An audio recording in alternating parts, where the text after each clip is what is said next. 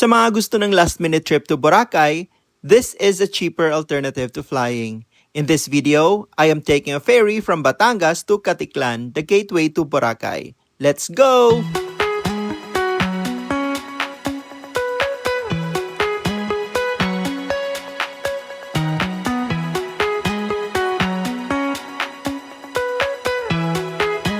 So guys, ito yung schedule from Batangas to Caticlan, and post nyo na lang if kailangan nyo mabasa lahat. So ito naman yung schedule from Caticlan papuntang Batangas. Starlight Ferries yung sinakyan kong barko, and ito yung passenger rates nila. So meron silang different types of accommodations, merong reclining seats, merong economy bunk beds, may tourist class, at saka VIP rooms. So, depende yung pamasahe sa pipiliin nyo na accommodation class. And ito naman yung vehicle rates in case na magdadala kayo ng sasakyan.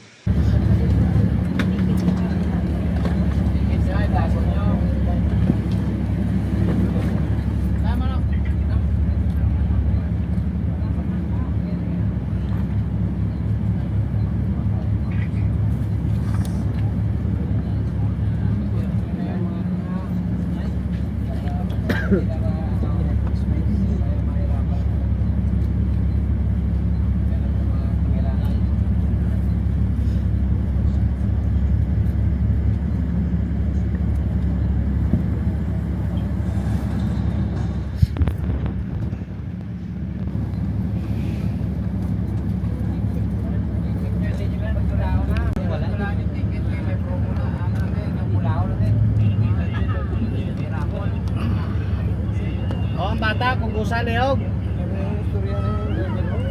May pasayro sila na ang asawa, nagtipon.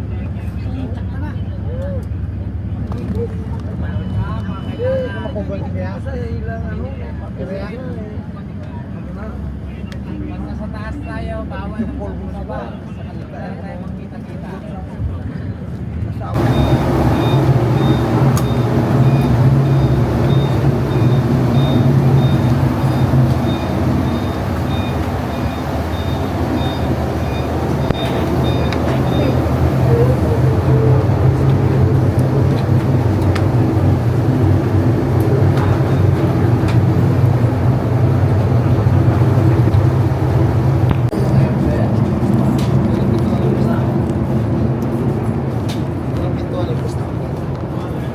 Doon ang pintuan, labas na kagad.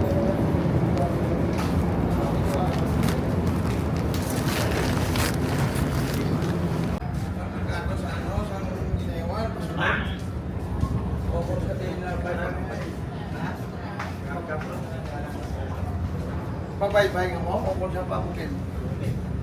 Dito mo sa may ano. Wala na mo.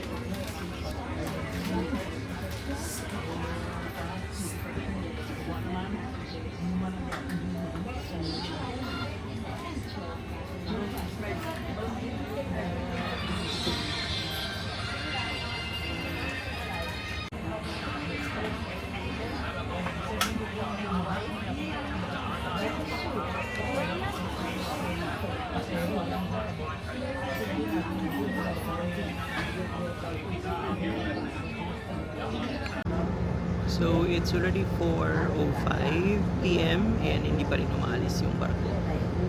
Umaandar naman pero hindi ko pa nakita yung Coast Guard. So, basically,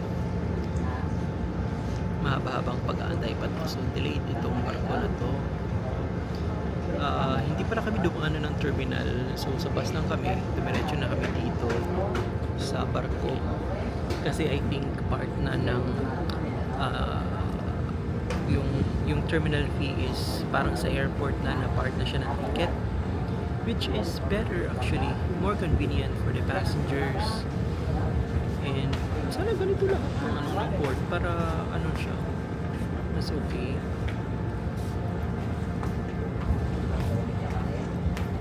So mga 10 to 12 hours ang travel time dito sa Starlight Ferries. I'm not sure anong Starlight Ferry ito. Hindi ko nakita kasi nga sa bus na kami at dito na kami sa may barko na bumaba ng bus. Hindi ko nakita anong pangalan ng Starlight Ferry na to. So nandyan yung terminal area. Nandyan yung Batangas Terminal, passenger terminal. So ito malayo-layo talaga yung lalakarin din punta dito sa barko. So buti na lang sa bus na lang kami at saka dito na kami bumaba sa may barko. So hindi na kami naglakad.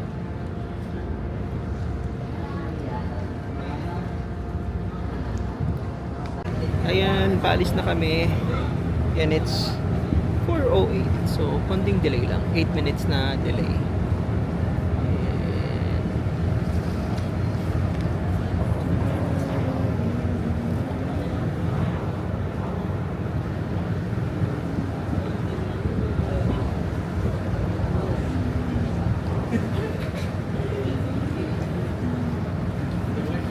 Bye-bye, Batangas.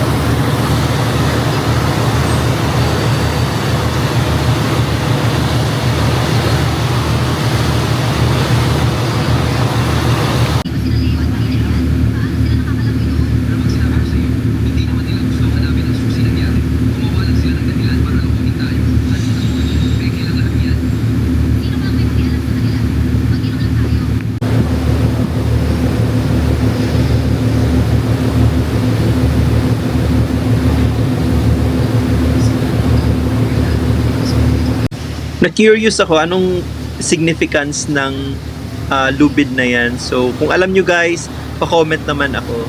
Kasi hindi ko talaga alam anong purpose nito. So, I think meron naman siya significance. Kasi hindi naman ilalagay dyan ng ganun-ganun lang. So, I just don't know the purpose.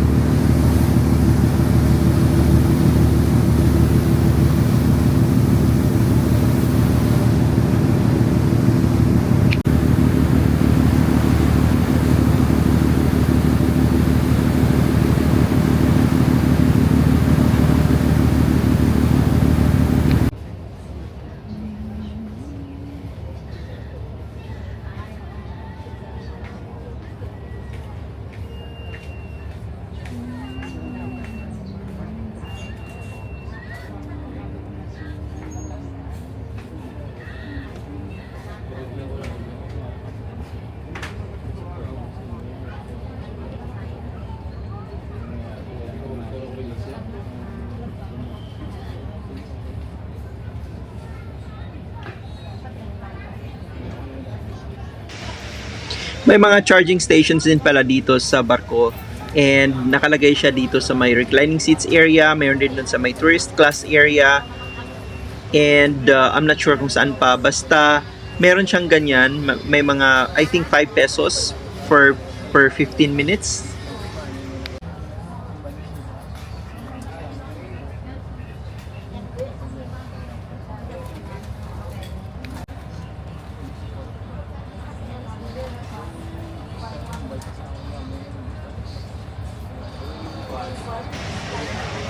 Meron palang maliit na cafe dito sa loob ng reclining seats area kasi nakadugtong lang tong reclining seats area dun sa tourist class na air condition naman ng mga bunk beds. So ayan yung ayan yung cafe. Hindi ko na nakita kung magkano yung coffee nila. I think nasa less than 100 pesos naman.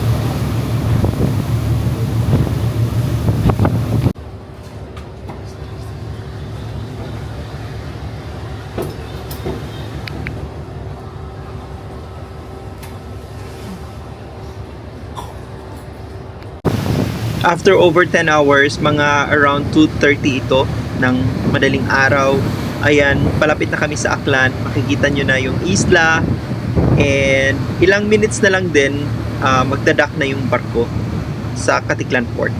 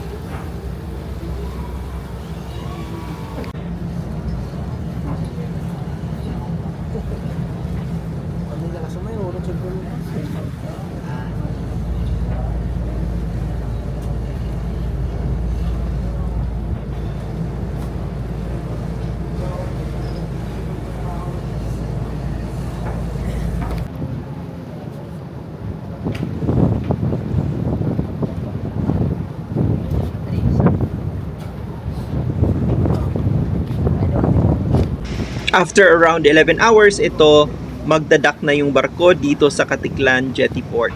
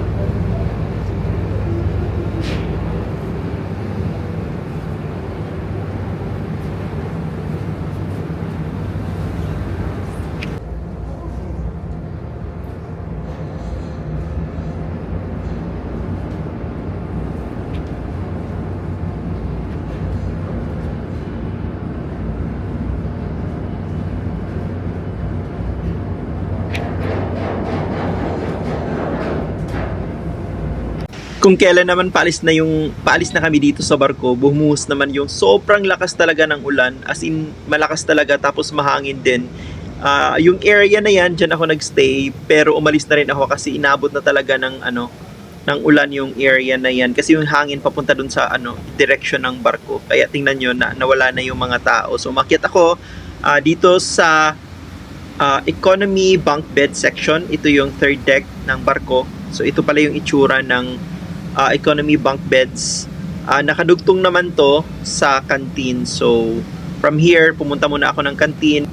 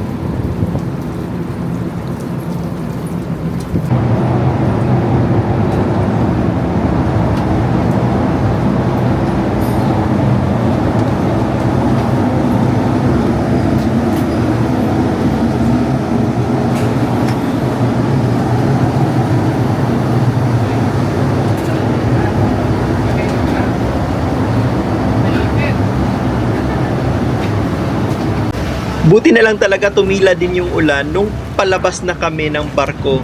So, imagine nyo kung sobrang lakas ng ulan tapos dito ka dadaan tapos wala kang payong, ganun, mababasa ka talaga. Yung may shaded area kasi pagkatapos na dito, yan yung area yung may green, yan yung may shade na. So, at least kahit papano talaga, walang ulan, tumigil yung ulan nung lumabas kami ng barko. So, yun lang for now guys.